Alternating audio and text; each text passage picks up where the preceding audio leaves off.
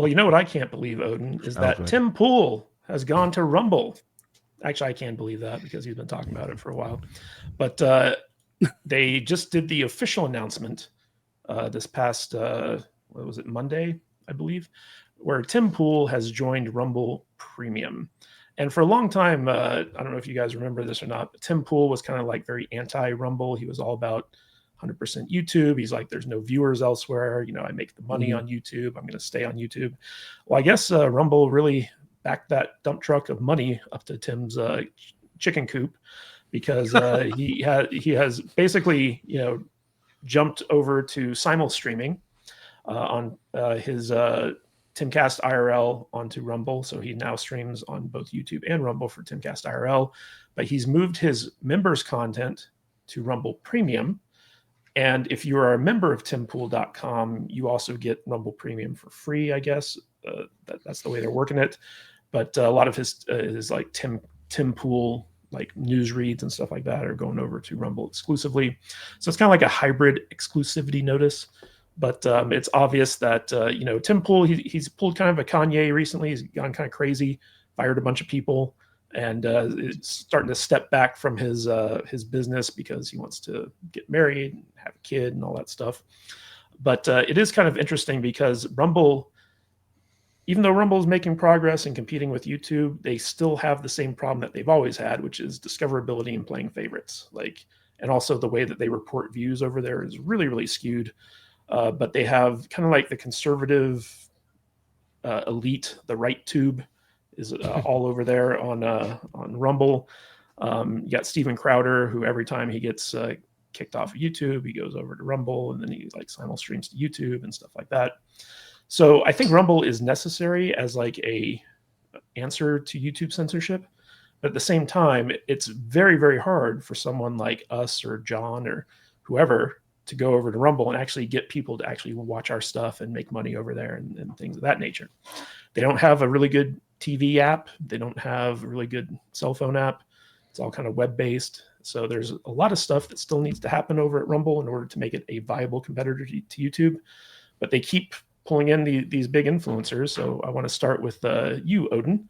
What do you think about this not surprising jump from YouTube to Rumble?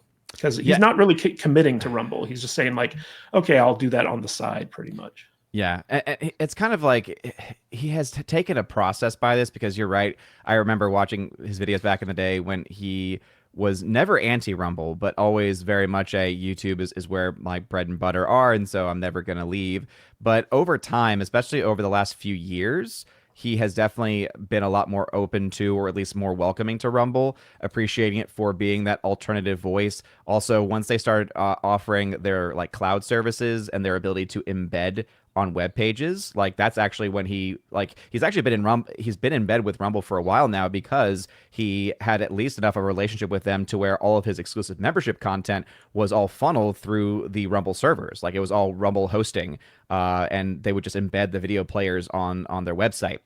And so they've already been connected with them for a while now at this point. But yeah, I'm just, when it comes to Rumble, I appreciate it for what it is. The fact that it's a free, it's a free speech alternative. It offers a lot of things that are convenient. The ability to play things without having the screen on, for instance. The ads are also very annoying as well, and luckily it looks like some of the ad blocker stuff still works with that. I know that YouTube's been kind of cutting down on that, making it more difficult for people to watch stuff if you have an ad blocker on, so there is still a way of getting around it overall. But I just don't see, at least at this point, Rumble as being a viable competitor because their discovery is terrible. It's never been good, and they've never focused on it. And it feels honestly like they've spent so much more time trying to give hundreds of millions of dollars, tens of millions of dollars to these exclusive contracts for people, typically in the political space, though they have obviously tried to gone after gaming spaces and other things like it. But yeah, they clearly play favorites. And for an independent creator, it's almost impossible to do anything over there. I don't know of anybody who is a homegrown Rumble creator who started on Rumble, built themselves on Rumble, and had nothing else going for them except for Rumble, and has actually made it. Anyone who's popular over there had already built an audience on YouTube, on other social media profiles, but not on Rumble itself. And again, maybe they're out there. Maybe people in the chat might know who they are. But if you do, I guarantee you it's going to be maybe count on one hand the people that actually have done that. And until they're able to kind of fix that, until they're able to actually make things a bit more of an even playing field, and especially until they're able to actually make discovery work and the whole like, oh, give them time, they have done so many other things that really don't deserve as much or shouldn't have as much priority, clearly showing they've had the money and the resources to do something like this. They just haven't done it. So to me, it seems almost like they're dragging their feet with it. I'm not a tech expert, so I can't say how easy or how hard it's going to be. But until that happens, it's just like, oh, great, another person being bought basically by Rumble to push their stuff. And again, I'm not saying their stuff is bad, and I'm not saying that it's not a value proposition to some people. But for me, it's like, okay, I still upload over there, and I only have like 1 or 2 people who watch consistently over there and actually comment. And it's like, okay, I mean, I'm going to give people the option so that way, in case YouTube ever does shut my stream down for any reason, hey, it's still over there. And I'm glad to have it for that reason. And I will support them for that ability alone. But being viable, it's a far cry from that at this point. Well, what's interesting, Odin, is that, a while ago, Gary Neurotic, he was talking about how he was just all in on YouTube. He was kind of the same timpool mentality. But now he simul streams Friday Night Tights to Rumble as well. Do you know anything about his decision to do that? I mean, we do have an audience over there, so that's a big part of it, is that there are a lot of people that are very anti-YouTube. We kind of appeal to that demographic, right? We appeal to that space, so it makes a lot of sense. But that's a perfect example of he's already been established. So all the people watching him on Rumble are people that would have already have been watching him on YouTube, but have switched over to Rumble either for him or for other content creators. So again, it's more of a proposition in that way where it makes sense from a logistical standpoint. But yeah, I mean, obviously we have ads that we had an ad last night where clearly we're also supported by Rumble in that capacity too. And a lot of the ads that we have are run through them. But yeah, I mean, it makes sense for us to have it there for now. Whether it's a long-term prospect, I don't know. But that's basically what it is at this point.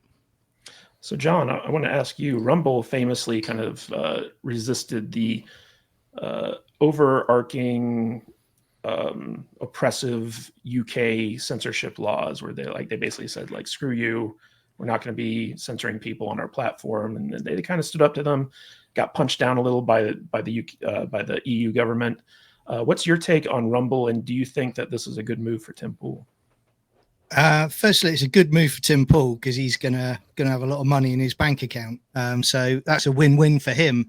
I think with the UK, I've not used Rumble myself, but I have spoken to quite a few YouTubers I know in the UK who have got Rumble, and they did set it up purely for what you were just suggesting, which was they were concerned about being throttled back and restricted on this platform and other places. So they essentially went to Rumble as a backup option, and they've still got it there. So they will broadcast through both YouTube and Rumble when they're doing their shows now. So I think that's going to stay around in the UK for a bit longer. But from what I have been told as well, and kind of following on from what Odin was saying, the infrastructure is just not there if you're starting out, or you're not a big broadcaster on YouTube or on Rumble. It's just, I think people locating you is very, very difficult. It's very, very clunky. So people do use it as more of a backup, a secondary option here in the UK. So I think that's going to be around for quite some time. But similar to what Odin was saying as well, I think I agree that, really, instead of buying out these big people, they should actually sort of look at trying to build the infrastructure, because long term, that's probably going to be more viable and successful for them than just buying another name to advertise Rumble with, It's very true. Alex, one of the issues when it comes to Rumble and a lot of streaming services, because we had like the rise of Kick in response to Twitch and stuff like that, is basically you have a bunch of disaffected creators who are going over to Rumble because they can't stream or make content on YouTube anymore because they keep getting censored. Perfect example of this is Steven Crowder, who basically he brought his YouTube audience with him over there. because he had the foresight to build like an email list so that people knew where to find him. But in terms of like actual like audience building, this strategy of basically purchasing big YouTubers by bringing them over to the platform and hoping that their audience follows them doesn't seem to be the best in terms of like long-term growth of the platform, because people, once their favorite creators stuff is done, they just hop back on over to YouTube. So what do you think Rumble has to do to actually become a relevant and potential legitimate alternative to YouTube? I'm pretty much in agreement with whatever Odin said. I think he's got his finger on the pulse as far as that goes. But yeah, totally, like paying off these large content creators to come over there is like an artificial growth strategy. Like, yeah, it's good in the short term, but they're not allowing people to naturally grow the way YouTube did. There's no incentive for people to start a brand new channel and build an audience on Rumble that I know of. I don't use Rumble at all. Even if Timpool goes, which I watch Timpool's stuff probably every day on my way to work. I'll pop on one of his 10-15 minute news segments or whatever. He's, as far as news goes, I think Timpool's probably the number one guy that I go to for daily news stuff. But I won't go to Rumble. I have no reason to. Even if he's like, go check out my members' content over there, I'm like, no, I'm not going to do that.